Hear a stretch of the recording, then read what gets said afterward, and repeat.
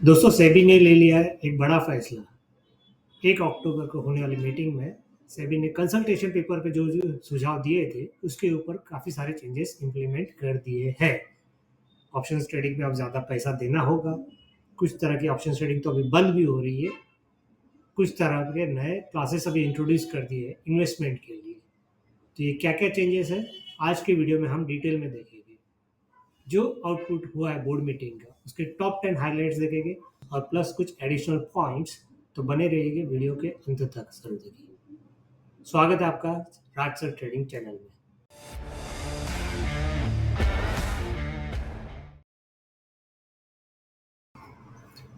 तो सबसे पहला अपडेट आया है कॉन्ट्रैक्ट मार्जिन साइज के ऊपर। जो मिनिमम कॉन्ट्रैक्ट वैल्यू 15 लाख कर दी गई है। जैसे कि हमने कंसल्टेशन पेपर में बोला था कि सेबी सोच रही है कि मिनिमम कॉन्ट्रैक्ट साइज 15 से 20 लाख कर दी जाए और 6 महीने के बाद उसे 30 लाख तक भी लेके जाया जाएगा। इसका मेन रीज़न ये है कि जो ऑप्शंस बायर्स थे वो ऑप्शंस काफ़ी कम कीमत पर खरीद रहे थे कंपैरेटिवली इंडाइसेस। मतलब इंडाइसेस का भाव तो 3 गुना बढ़ गया था, पिछले कुछ सालों में 3 गुना तक बढ़ गया है, लेकिन ऑप्शंस का प्राइस वहीं के वहीं ही है। तो ऑप्शंस काफ़ी सस्ते मिल रहे थे, लोग ज़्यादा उसमें ट्रेडिंग कर रहे थे, ज़्यादा स्पेकुलेशंस हो रहा था। तो ये सब रोकने के लिए कॉन्ट्रैक्ट साइज को बढ़ाने का सोच रहे थे कंसल्टेशन पेपर में।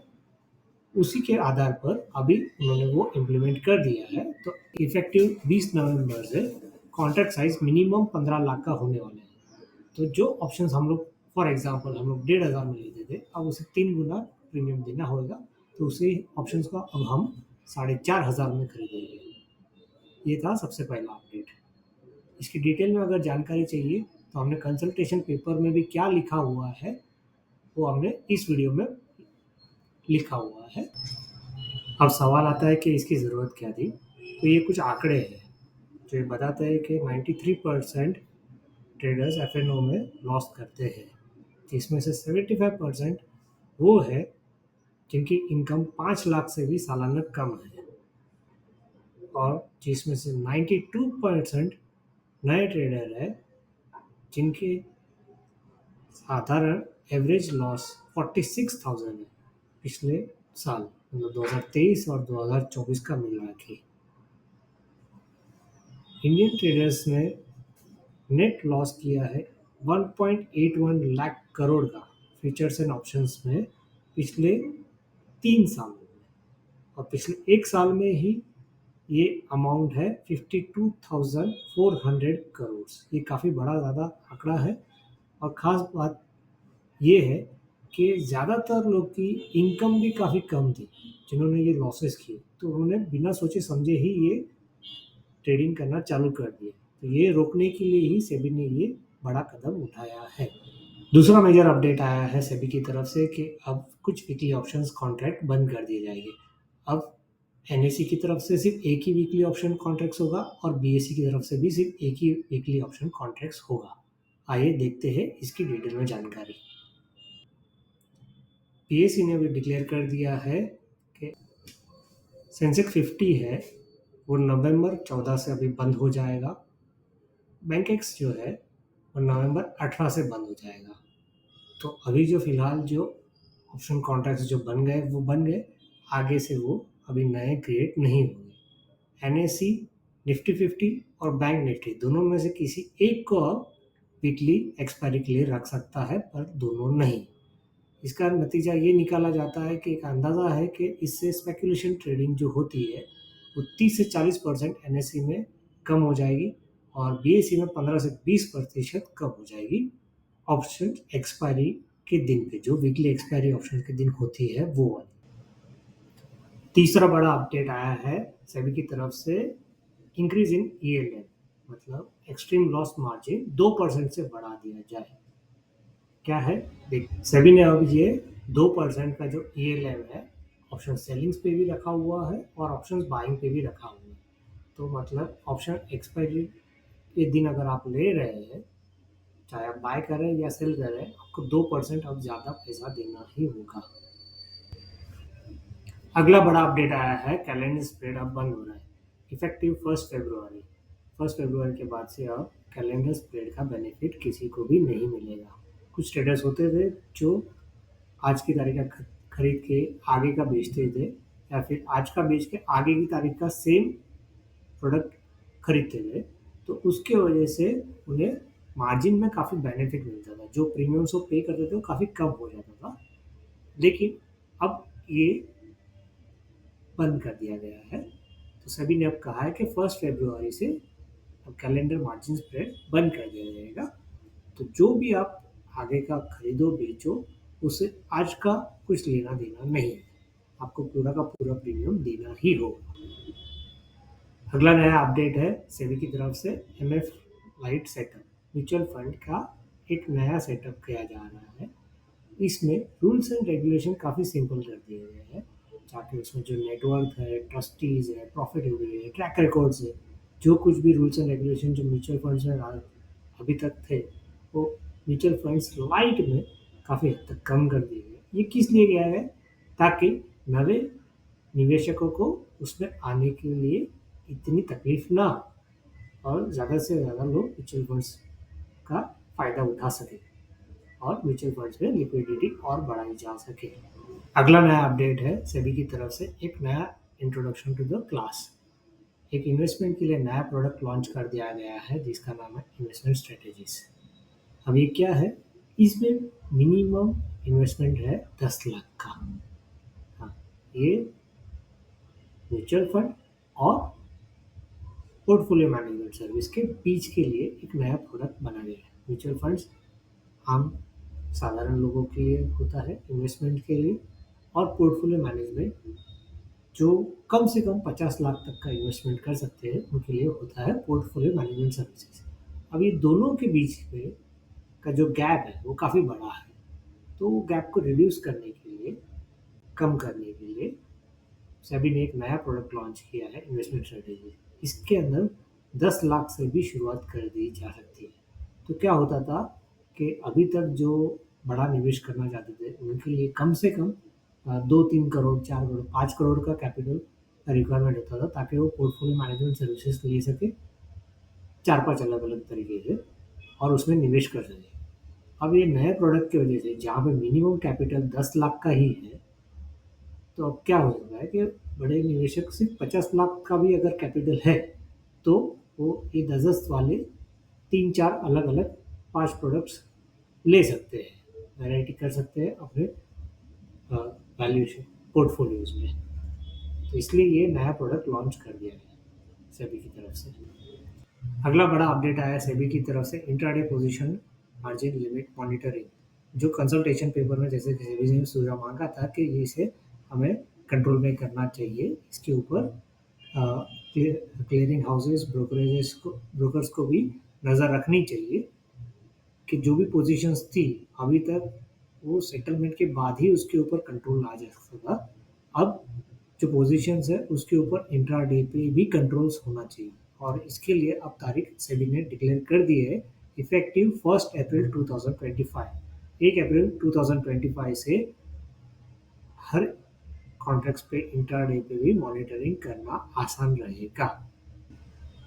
दोस्तों, वीडियो में अभी तक जुड़े रहने के लिए शुक्रिया। अगर आपने अभी तक चैनल को सब्सक्राइब नहीं किया है तो कृपया करके ज़रूर कर दीजिए, और आपको आगे किस विषय के ऊपर वीडियोस चाहिए मुझे कमेंट सेक्शन में ज़रूर बताइए। देखते हैं अगला अपडेट।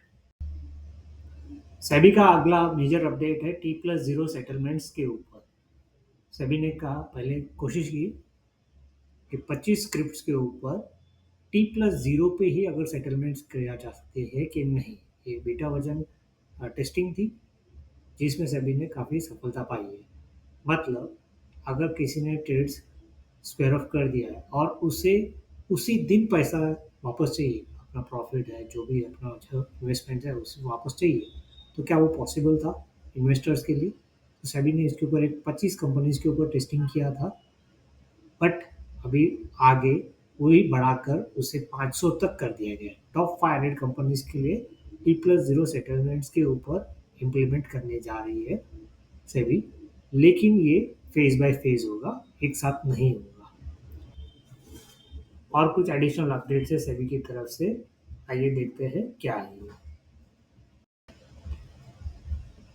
ये कुछ एडिशनल अपडेट्स है सेबी की तरफ से जो आरआई और एआई है, मतलब रिसर्च एनालिस्ट और इंडिपेंडेंट एडवाइजर्स, उनके रिलेटेड जो रूल्स एंड रिस्ट्रिक्शंस थे, जो कुछ ज़्यादा ही स्ट्रिक्ट थे, अब लगता है सेबी ने उसके ऊपर कम करने का सोच ही लिया।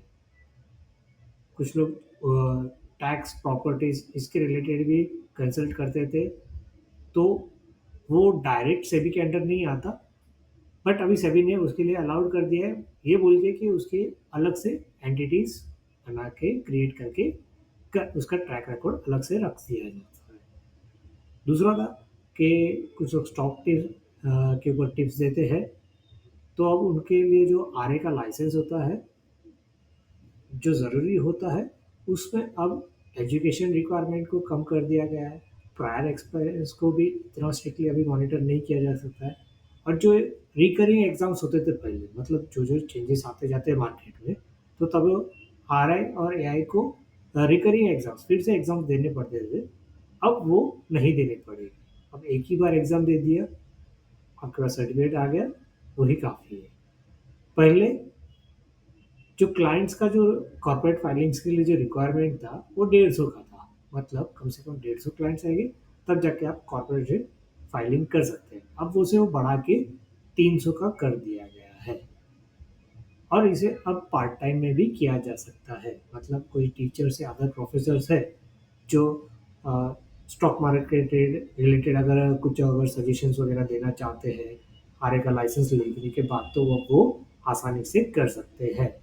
इसका रेवेन्यू भी अब 2.5% ऑफ एनुअल एसेट किया गया है, मतलब जो भी उनका जो एनुअल टर्नओवर है, जो उसमें एडवाइस दिया हुआ है, उसका 2.5% या फिर 1.5 से 1.25 लाख तक भी चार्जेस किया जा सकता है।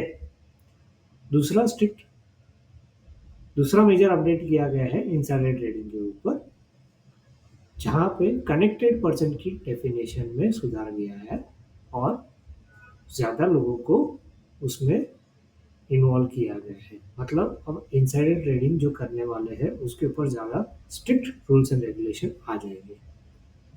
एक और अपडेट है, ये है कि इशू राइट्स इशू जो है, वो अभी फिलहाल 317 दिन का होता था, अब उसे घटाकर सिर्फ 23 दिनों का कर दिया गया है।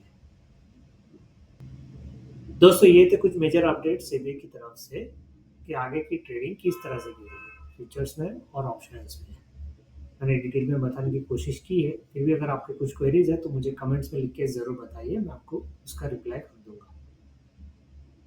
ज़ीरोडा अपनी प्राइसिंग पॉलिसीज के ऊपर भी अभी सोच रहे हैं, दूसरे भी ब्रोकर्स भी सोच रहे हैं, और नए प्राइजेस ज़ीरोडा 20 नवंबर से इम्प्लीमेंट करने वाला है। तो अगर आपको उसके पहले अगर आपको अपना स्टॉक ब्रोकरेज अकाउंट खोल ओपन करना है, तो लिंक मैंने डिस्क्रिप्शन में दे दी है, उससे आप ओपन कर सकते हैं। तो आइए देखते हैं आज के वीडियो में हमने क्या देखा, एक रिकैप कर लेते हैं। 10 मेजर अपडेट्स सेबी की तरफ से। पहला, मिनिमम कॉन्ट्रैक्ट साइज 15 लाख का होगा, तो अब ऑप्शंस का प्रीमियम बढ़ने वाला है इफेक्टिव 20 नवंबर से। दूसरा, exchange weekly option expiry contract एक ही रख सकते हैं 20 नवंबर से। तीसरा, एक्सट्रीम लॉस मार्जिन ईएलएम अब 2% से बढ़ जाएगा ऑप्शन कॉन्ट्रैक्ट्स में। चौथा, कैलेंडर स्प्रेड मार्जिन जो बेनिफिट मिल रहा था, अब 1 फरवरी 2025 से नहीं मिलेगा। पांचवा, म्यूचुअल फंड लाइट का एक नया प्रोडक्ट लॉन्च कर दिया गया है, जिसमें म्यूचुअल फंड्स में आसानी से इन्वेस्टमेंट किया जा सके। छठा, एक नया प्रोडक्ट लॉन्च किया गया, इन्वेस्टमेंट स्ट्रेटेजीज, जो पोर्टफोलियो मैनेजमेंट सर्विसेज की तरह ही काम करेगा, लेकिन कम बजट में, जो कम से कम 10 लाख का होगा। सातवां, इंडेक्स डेरिवेटिव ऑप्शंस, जो लिमिट जो पोजीशन मॉनिटर करनी थी इंट्राडे में, वो 1 अप्रैल 2025 से कंपलसरी हो जाएगी। आठवां, नंबर ऑफ स्क्रिप्ट्स 500 तक ली गई है top 500 companies for T+0 settlement cycle, मतलब सेम डे पे सेटलमेंट करने के लिए टॉप 500 कंपनीज को भी चुना गया है। नौवां, राइट इश्यूज कंप्लीशन के लिए जो फिलहाल 317 दिन तक टाइम लगता था, वो अब 23 तक लगेगा। 23 वर्किंग डेज के अंदर वो कंप्लीट किया जाएगा। 10वां, RI और AI मतलब रिसर्च एनालिस्ट और इंडिपेंडेंट एडवाइजर्स के जो रूल्स एंड रेगुलेशंस है उसे थोड़ा रिलैक्स आउट कर दिया गया है। दोस्तों, स्टॉक मार्केट के रिलेटेड और अपडेट्स के लिए चैनल को ज़रूर सब्सक्राइब कीजिए और बेल नोटिफिकेशन को हिट कीजिए। तो ज्ञान बांटने से बढ़ता है, इसलिए इस वीडियो को ज़रूर शेयर कीजिए। मिलते हैं अगले वीडियो में बहुत जल्द। Thank you.